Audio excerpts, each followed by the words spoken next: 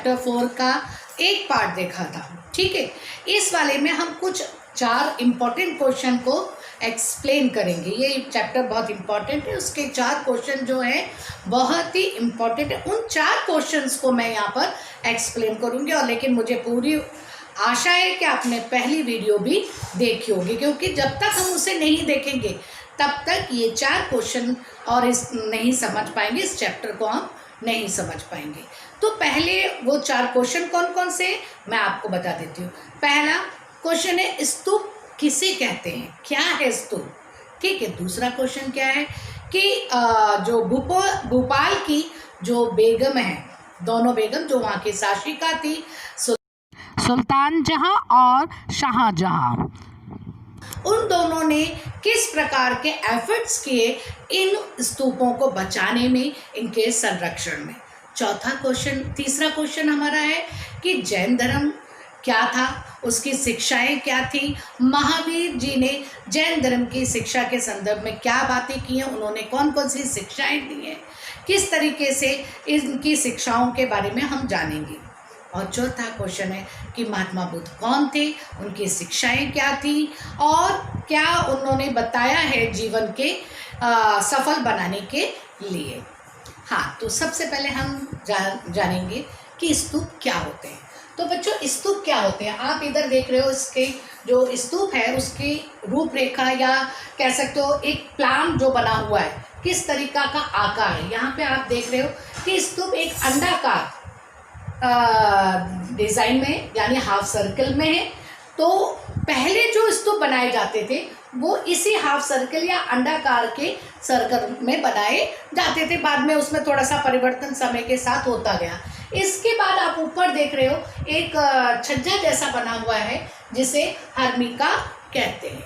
उससे जो आगे निकल रहा है उसे मस्तूल कहते हैं, जिसे हम यशिष्ट कहते हैं। और चारों तरफ एक वेदिका होती थी, और जो इस बात का प्रतीक देती थी कि ये सामान्य दुनिया से अलग है। एक तरीके से जो हर्मिका या छज्जा है, इसे बौद्ध धर्म में देवताओं का प्रतीक या पवित्र स्थान माना जाता था। हमें जानना है, सबसे पहले बात हमारी समझ में आया स्तूप क्या है। स्तूप बौद्ध धर्म की धार्मिक स्थल हैं जहाँ पे महात्मा बुद्ध की से संबंधित वस्तुओं और अस्थियों को संरक्षित किया गया है। ये बौद्ध धर्म में बहुत ही पवित्र स्थान या स्थल माने जाते हैं। उसके बाद हमारे को समझ में आना चाहिए कि स्तूपों की संरचना कैसे होती है। जैसे कि मैंने बताया कि ये पहले अंडाकार आकार में थे, और इनके ऊपर एक छोटी सी छज्जे जैसी आकृति होती थी, छज्जा होता था जिसे हर्मिका कहते थे। तो हमारे देश में 2 स्तूप बहुत ज़्यादा ही फेमस या कह सकते हो विश्व प्रसिद्ध है। एक है हमारा सांची का स्तूप और दूसरा है अमरावती। अब सेकंड क्वेश्चन जो हमारे आता है एग्ज़ाम में, उसमें ये आता है कि सांची के स्तूपों की संरक्षण करने में भोपाल की बेगमों, यानी बेगम मीन्स वहाँ जो शासिकाएँ थी, बेगम 2 बेगमें थी, उनकी क्या भूमिका है, क्या महत्वपूर्ण भूमिका उन्होंने निभाई। तो सबसे पहले हम समझ लें वहाँ पे कौन सी 2 बेगमें थी। पहली बेगम थी शाहजहां। दूसरी है हमारी सुल्तान जहां। इन दोनों बेगमों का हम कहें सांची के स्तूप को बनाए रखने में या उनके संरक्षण में बहुत ही महत्वपूर्ण भूमिका है। क्यों? क्योंकि अगर ये नहीं होती तो शायद आज जिस स्थिति में हम सांची के स्तूप को देखते हैं वो हमें देखने को नहीं मिलता है। हाँ, तो बच्चों, तो हमें सबसे जो सेकंड क्वेश्चन है वो है हमारे कि इन भोपाल की जो दोनों बेगमों हैं उन्होंने क्या योगदान दिया। तो सबसे पहले मैं आपको शाहजहां बेगम के बारे में बताती हूँ। ये भोपाल की शासिका थी। इन्होंने 1868 से 1901 तक शासन किया। इन्होंने सांची के स्तूप में उनके संरक्षण में बहुत ही महत्वपूर्ण योगदान निभाया। इन्होंने जो अपनी आत्मकथा लिखी है ताज उल इकबाल तारीख, यानी इतिहास, तारीख मीन्स होता है उर्दू में इतिहास, भोपाल का जो इतिहास है उसमें उन्होंने अपनी आत्मकथा में इस सांची के स्तूप के बारे में काफ़ी अच्छी जानकारी दी है। और इस बुक का जो अनुवाद है वो एस.डी. ब्रस्तों ने किया है। और इस बुक में हमें सांची के स्तूप के बारे में काफ़ी जानकारी मिलती है। अब उन्होंने बताया है कि जो सांची का स्तूप है ये मध्य प्रदेश की राजधानी भोपाल से 20 किलोमीटर दूर एक कनकर खेड़ा गांव है, वहाँ पर ये मिला था। जो फ्रांसीसी थे, आपको मालूम है हमारे यहाँ पर अंग्रेज़ों का शासन रहा है और फ्रांसीसी थे। ये लोग जो डेकोरेटेड चीज़ें होती थी इन्हें अपने देशों में ले जाने में बड़े इंटरेस्टेड रहते थे। तो जब इन्होंने सांची के स्तूपों के तोरण द्वार को देखा और उन चीज़ों को देखकर वो इतने इम्प्रेस हुए, उन्होंने सोचा क्यों ना हम इनको अपने देश में ले जाएं। तो हम ये सबसे बड़ी बात है, इन बेगमों ने इतना अच्छा कार्य किया, इतनी समझदारी से कार्य लिया। उन्होंने अंग्रेज़ों को और फ्रांसीसियों को बड़ी होशियारी से, बड़ी समझदारी से कन्विंस कर लिया कि वो जो ओरिजिनल चीज़ है वो भारत में ही रहने दें और उसकी जो नकली कह सकते हो मॉडल है उसको वो ले जाएं। और इस कार्य करने में वो दोनों बेगमें सफल हुई, आज हमें देखने को नहीं मिलते। अब हमारा तीसरा क्वेश्चन है जैन धर्म और महावीर जी। जैन धर्म की क्या शिक्षाएं थी, महावीर जी कौन थे, उन्होंने क्या क्या शिक्षाएं दी हैं। तो सबसे पहले हमें जान लेना चाहिए कि जैन धर्म क्या है। जैन धर्म का वास्तविक अर्थ है कि जिन द्वारा परिवर्तित किया गया धर्म। इसमें खासतौर से जो गुरु हैं उन्हें तीर्थकर के नाम से जाना जाता है। ऐसा नहीं है कि महावीर जी पहले तीर्थकर थे, उससे पहले भी 23 तीर्थकर हो चुके। तीर्थकर का मतलब होता है बच्चों जो किनारे लगा दे, नदी के किनारे लगा दे। तो यहाँ पर जो 24वें तीर्थकर कौन थे जैन धर्म में, महावीर जी थे। तो तीर्थकर का प्रयोग यानी जो इस भव संसार में, ये जो माया का संसार है, इससे हमें जो अपनी शिक्षाओं के माध्यम से पार लगा देता है उसे हम तीर्थकर कहते हैं। क्या है, यानी वो धर्म जो जिन्नों द्वारा परिवर्तित किया गया। यहाँ पे जिन राक्षस और भूत वाले नहीं है कि आप समझ लें कि मैडम ने कहा है कि जिन का मतलब है राक्षस या भूतों द्वारा परिवर्तित करना। यहाँ पे जिन का अर्थ दूसरा है, यानी वो तीर्थकर जो अपनी शिक्षाओं के माध्यम से लोगों को इस भवसागर से पार लगाते हैं। इसका शाब्दिक अर्थ है, इस धर्म का शाब्दिक अर्थ है कि कर्मों को नाश करने वाला धर्म, ठीक है, यानी आत्मा की शुद्धि करना। अब हम आते हैं कि इसके मुख्य शिक्षाएं क्या है। तो हमें जैन धर्म में जो सबसे पहली शिक्षा ये है कि इन्होंने अहिंसा पे बहुत बल दिया है। उन्होंने माना है कि जड़ हो या चेतन, चेतन मतलब जिसमें जान हो, जड़ यानी हम जो अपनी तरफ से मानते हैं कि जिसमें आत्मा नहीं है, जीव, उसमें जान नहीं है, उस तक में इन्होंने माना है कि उसको भी कष्ट नहीं देना है, उसे उसके साथ भी अहिंसा अपनानी है, चाहे वो पत्थर हो चाहे पर्वत हो। तो एक तरीके से इन्होंने घोर अहिंसावादी का समर्थन किया है। दूसरी शिक्षा है कि ये ईश्वर के बारे में मौन है, ये ना तो हाँ करते हैं ना उनके अस्तित्व को नकारते हैं, जैसे कि बौद्ध धर्म ने पूर्ण रूप से ईश्वर के अस्तित्व को नकार दिया। तीसरी बात जैन धर्म में हमें देखने को मिलती है, ये जो हिंदू धर्म है उसके जो एक धारणा है कि पुनर्जन्म होता है, ये इसमें विश्वास रखते हैं। ये मानते हैं कि कर्मों के अनुसार पुनर्जन्म होता है।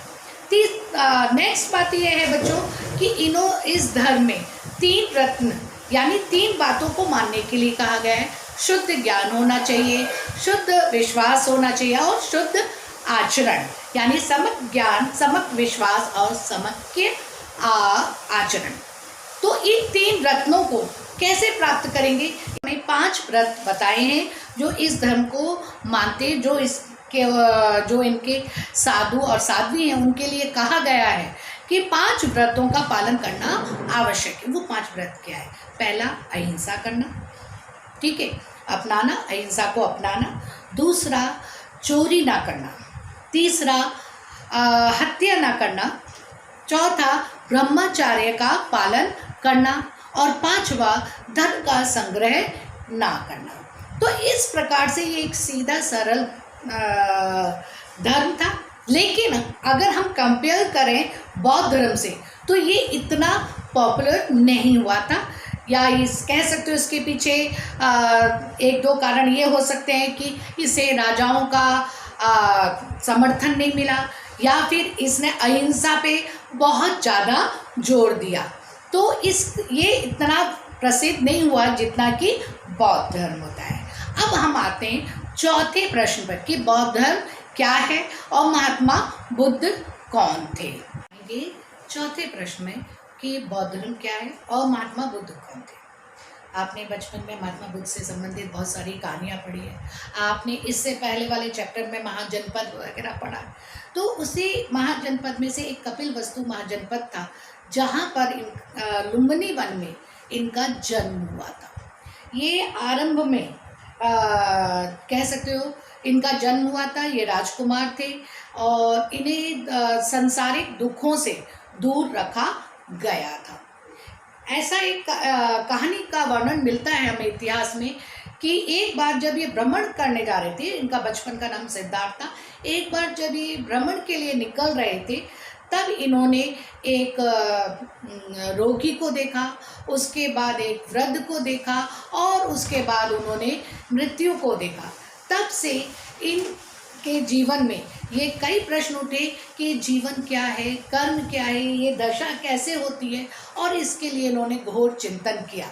वो जानना चाहते थे कि जीवन का सत्य क्या है, और इस जानने के लिए उन्होंने एक रात्रि अपने राजमहल को त्याग कर वनों की तरफ चले गए, जहाँ उन्होंने घोर तपस्या की।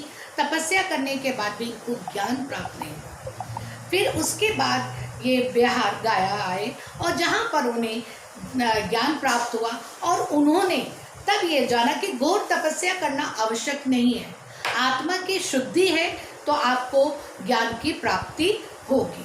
तो इस प्रकार से हमें इस प्रकार की कहानियाँ इतिहास में उनसे संबंधित कई कहानियाँ मिलती हैं। तो ये इन्होंने बौद्ध धर्म की स्थापना की और इन्होंने ये जो धर्म था बहुत सीधा साधा था और इसमें आत्मशुद्धि पर बल दिया गया था, अहिंसा पे बल दिया गया था और ये ईश्वर के अस्तित्व को बिल्कुल नकार देते हैं। इन्होंने जो हिंदू धर्म में जातिवाद है, संप्रदायवाद है, इसका खंडन किया है। इन्होंने कहा है कोई भी व्यक्ति अगर अच्छे कर्म करता है तो वो इस चक्र से, जीवन चक्र से भी छुटकारा पा सकता है, उसकी आत्मा शुद्धि हो सकती है, उसे किसी ब्राह्मण या उसकी आवश्यकता नहीं है। इस प्रकार से इन्होंने समाज में एक बहुत ही सरल और सादा धर्म प्रस्तुत किया। इनके खास तौर से इनके इस धर्म की 3 पुस्तकें हैं, जिन 3 पुस्तकों में एक है विनय पाटिका, दूसरी है सुक्त पाटिका और तीसरी है अधिधम्म पट्टिका। ठीक है, इसको हम बोलते हैं त्रिपट्टिका। ये त्रिपट्टिका का मतलब 3 टोकरियाँ। इस प्रकार से ये 3 टोकरियाँ या त्रिपट्टिकाएँ हैं जिसमें इनसे संबंधित शिक्षाएँ की गई हैं। जो सबसे पहले धर्म का सबसे प्राचीन ग्रंथ जो है वो त्रिपिटक है। अब ये त्रिपिटक मतलब 3 टुकड़ियाँ, इसमें 3 पार्टों में डिवाइड किया गया है।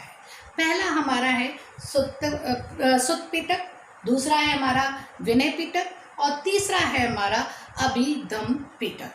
तो पहले में जो हमारा सुत्त पिटक है उसमें बौद्ध धर्म के दर्शन के बारे में बताया गया है। दूसरे में हम विनय पिटक में बौद्ध शिक्षाओं के बारे में बताया गया है। और क्या है बच्चों, सुत्त पिटक में है कि क्या बौद्ध धर्म के या महात्मा बुद्ध के क्या विचार थे, उनके क्या वचन है, उनका उल्लेख किया गया है। दूसरा जो हमारा विनय पिटक है वो उसमें बौद्ध धर्म से संबंधित नियम है कि क्या नियम है, क्या उनके शिक्षाएं हैं, कैसे नियम होने चाहिए जो बौद्ध धर्म को अपना रहे हैं, तीसरा है हमारा अभिधम पिटक। इसमें बौद्ध धर्म के दर्शन के बारे में बताया गया। इसके बाद बौद्ध धर्म में 4 सत्यों का उल्लेख है। 4 सत्य कौन से हैं? उन्होंने कहा है ये जो संसार है इसमें दुख का कारण हमारी लालसाएं हैं, हमारी इच्छाएं जो हम करते हैं। और दूसरी बात उन्होंने कहा है कि इन इच्छाओं के बढ़ने से ही हमें कष्ट होता है, हमें दुख होता है। तीसरी बात उन्होंने कहा है अगर हम इन इच्छाओं को कम कर दें, खत्म कर दें, तो ये दुख जो हमें होता है वो नष्ट हो जाएगा। चौथी बात उन्होंने कही है कि इन सबको प्राप्त करने के लिए हमें जो बौद्ध धर्म में अष्टांगिक मार्ग बताया है, जो 8 हमें बताए गए 8 मार्ग जिनको हमें फॉलो करना है, उनके माध्यम से हम इन 4 सत्यों को प्राप्त कर सकते हैं। तो इस प्रकार से बौद्ध धर्म के बारे में आपको जानकारी मिलती है। बौद्ध धर्म में खास तौर से हम देखेंगे कि इसका जो प्रचार प्रसार है केवल भारत में ही नहीं रहा, विदेशों में भी रहा। इसका मुख्य कारण क्या रहा कि इसको राजाओं का सहारा मिला, आश्रय मिला, जिसके कारण ये प्रचार प्रसार इसका विदेशों में, श्रीलंका, एशिया के अदर्स कंट्रीज़ में भी हुआ। इसकी दूसरी बात हमें देखने को मिलती है कि ये जैन धर्म की तरह इतना घोर अहिंसावादी नहीं है। हाँ, जैन धर्म की तरह ये पूरी तरीके से, जैसे जैन धर्म तो मौन है, लेकिन बौद्ध धर्म ईश्वर के अस्तित्व को पूरी तरीके से नकार देता है। दूसरी बात, जैन धर्म कहता है कि घोर तपस्या से हमें फल प्राप्त होता है, हमारी आत्मा की शुद्धि होती है, लेकिन बौद्ध धर्म घोर तपस्या का खंडन करता है। वो बोलता है अगर हमारे कर्म अच्छे हैं, हमारी आत्मा शुद्ध है, तो हमें घोर तपस्या करने की आवश्यकता नहीं है। तो शायद यही रीज़न रहा कि लोगों ने इस धर्म को ज़्यादा पसंद किया। तो अब आपको समझ में आ गया होगा, ये चारों क्वेश्चन आपको अच्छी तरीके से करने हैं। ठीक है बच्चे, अब नेक्स्ट वीडियो जब मैं करूँगी तो आप उसे ध्यान से देखेंगे और इस वीडियो को भी ध्यान से देखकर इन क्वेश्चंस के बारे में आप जानकारी लेंगे। थैंक यू बेटा।